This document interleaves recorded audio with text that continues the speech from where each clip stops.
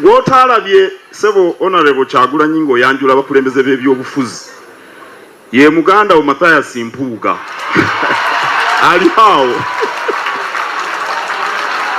tewamulabye nategedde kubanga eri gye yatudde nange bandetedde kapapula nabadde simulabye bulungi. Oweekitiibwa Katikkiro Mpuuga wa kitiibwa nnyo tetwayagadde kumugubya oba omukulembeze tayagala kumugubya ku kitiibwa kya Mpuuga kyalina ng'ayanjulwa atya omusiyazi. Sirirya bisiyaga siriwagira muntu yenna alina bisiyaga.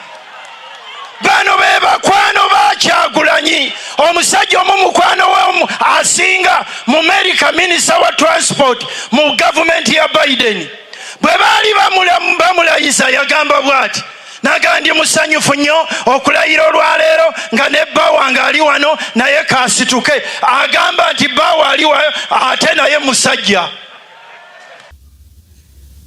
Sebo Oweekitiibwa Katikkiro ku kitiibwa kya Mpuuga kyalina ng'ayanjulwa atya omutamiivu.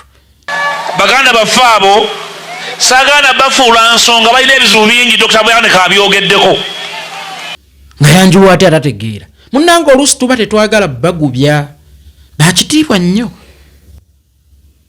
Kakati Oweekitiibwa naawe Oweekitiibwa omukulu ye gwa yayaanire yayitibwa omusiyazi ku mpewo zaffe ayanjula oli Oweekitiibwa ennyo taamugubye oli wa kitiibwa musukkulu mu maama.